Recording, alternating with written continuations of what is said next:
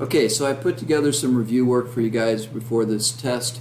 I'm sure I don't have everything on here, but most of the stuff that you need is here. I'll have these sheets added, but they won't have my notes as we go. So the biggest thing is understand that we have linear and exponential. Linear is a straight line where there's a constant change. You're adding. So increasing, decreasing is going to be the same. Remember, subtraction is the same as adding a negative, so it's all addition. And like in this case, add $100 per month, flat rate set. Exponential is a curve, constant rate of change or multiplying. So you're going to multiply through either growth or decay. In this case, I have an example of, or something like increase 5%. There's two function rules you need to know. F of x equal mx plus b, which is the function for a straight line, and f of x equal ab raised to the x power. Remember, it's a times b raised to the x, which is going to be for growth and decay exponentially. All right, so for example, let's say on the left you have a cell phone, you're going to pay $25 and you're going to pay an additional $10 per month for every gigabyte of data use that you have. So it's going to, if you can look towards the bottom here, you can see there's a graph, and you're going to see that there is $25 for node, and $35 for up to 1 gig, $45 if you go to 2, 55, 1 to 5 would be 75, 10 is 125. So what we're doing here is it's a flat rate. All right, so we have $25. All right, that's going to be our B, and then the $10 per month for each gigabyte of data. So $10, 10x, x is the number of gigabytes, plus 25. When we look at exponential, we're going to change it a little bit. We're going to go 20% on here, and I'll change that on the one I put on the page. Is we're going to take the $25, which is going to go in for our A, because that's where x equals 0. This is 25. That's going to be the value that shows up here. So when x equals 0. Okay, so it's $25. You're going to pay that no matter what. Here we see that $25 here. All right, so we're going to pay 20% for every gig of data used. Now, what to keep in mind, you'll notice it says 1.2. It doesn't say 2 or 0.2, which would be 20%, because it's 25 plus 25 times 20%, 0.2.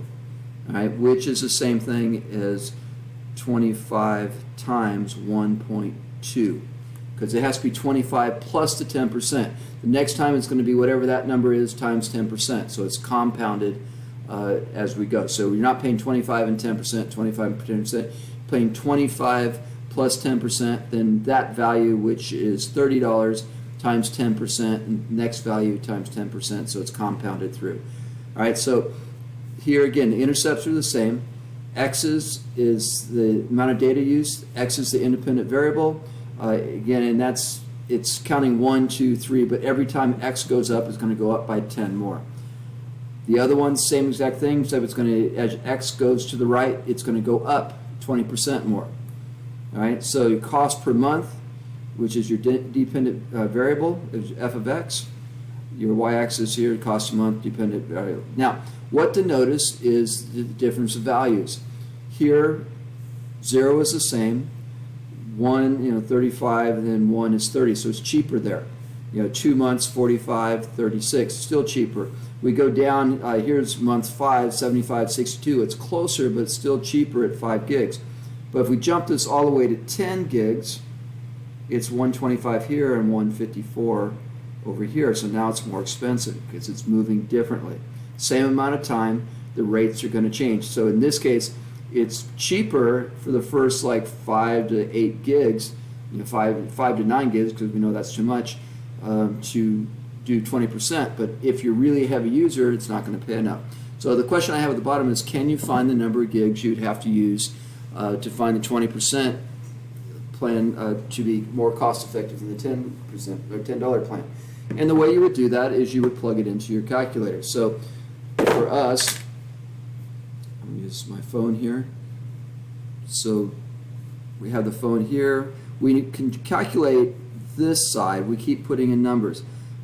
So in case in 10, I would go 25 times 1.2 xy 10, and that's where the 154. It's money, so we round to the nearest hundreds. So we know it's not that big. I know from doing the calculations on this that at 8, so at 8 it's going to be 8 times 10 plus 25 is 80 plus 25, which is 105. All right? 8 on this side, again I'm going to clear this, 25 times 1.2 xy8 is 107. It rounds to 50. So at that point, at 7 months it's cheaper, at 8 months it's more expensive. All right? So moving forward, so we've taken these two. I'm going to take my data that was from the other sheets, and we're going to set. So we had 1, 2, 3, 4, 5, 6, 7, 8, 9, and 10. It's a little hard to see. The graph didn't copy through very well. And then going up, I'm going to just start it at 25 because that's where we started. Right? And then, so this is going to be 35, 45, 55, 65, 75. I'm going to jump up here. It's not going to be exactly accurate. Let's say we went up to 10. Let's say that's 125. All right. I'm going to kind of, my scale is going to be out of whack, but we can plot these points and get an idea of where they're going to be. So we had the first one is 125.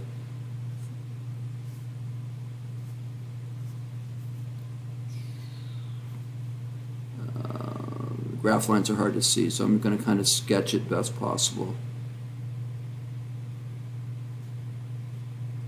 And something about like that. Okay, and we're going to call that f of x. Okay, now again, we're not to scale, but we'll get the right idea here. So I'm going to mark in 8 was 105 on the 1, so we'll say that was 105. Again, we're not to scale, but we'll be close enough that we can see the movement of the graph. All right. The other one, 0.25. So actually, that's supposed to start here.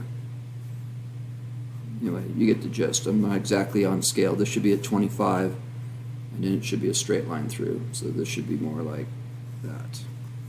All right. So we look at the other side. So 0.25, it's the same. All right, so 1 was 30, 2 was 36,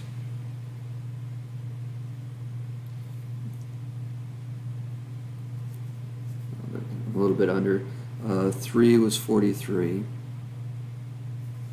4, we didn't see, we didn't do 4, we did 5 though, 5 was 62, so we're kind of working under here. So again, not a lot of movement yet. And then we jump to 10 was 154. And 8's going to be somewhere in here. Again, we're not to scale, but basically this is going to go like this and then curve up strong there. So it's kind of, it's, you know, as it goes, you know, it's cheaper, and then they're starting at the same point by the time they cross and we're in good shape. So again, this graph, it's not exactly to scale, but when you look at the graph, it brings us to the next section. So we look at the 2, 1. So this is f of x, this is g of x.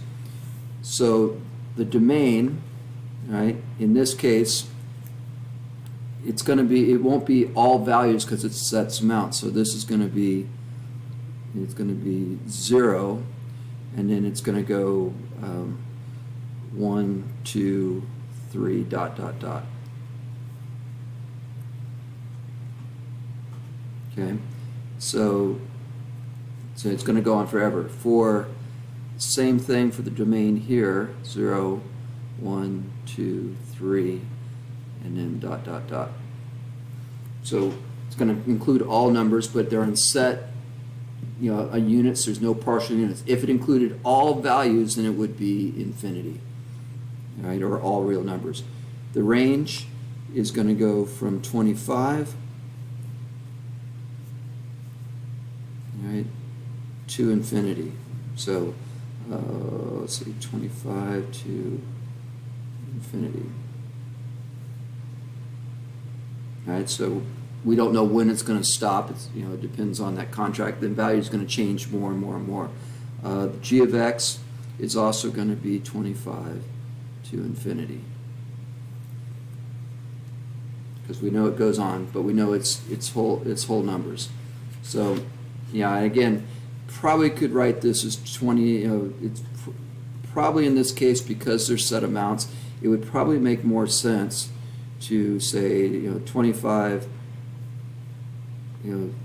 35, 45, ... I know that's really hard to read because it is set amounts.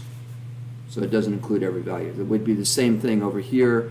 Now here's a little trickier because it's 25, 30, 36, and then 43, ... So it's tougher to really plot. I think on the test, usually they're going to give you ones where it includes every value in between, so it's going to help. So we already said the y-intercepts, or the y-intercepts are both 25. The x-intercept is none, because this graph starts at 25 and doesn't go. If it continued down, we'd find out that value was -2 or whatever that value would be. Same thing with the y, so they might be different. The end behavior, so this is, as, again for x, as x approaches negative infinity, y will be 25. Actually, what is x equal approaches 0? Because 0 is the starting point, end point. And then as x approaches positive infinity, y also equals positive infinity. Okay. Oh, sorry, now I'm mixing. It's going to be the same. This will be exactly the same. So as x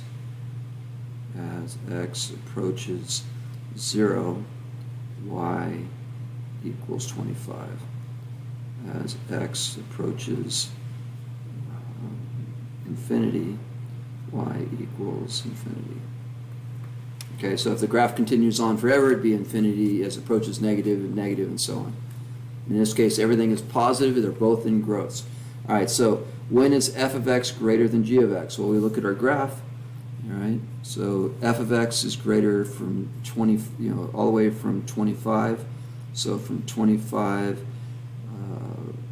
less than equal to, so x to, I think they have, or I think they, because we want the range, so it's going to be from 0, 25,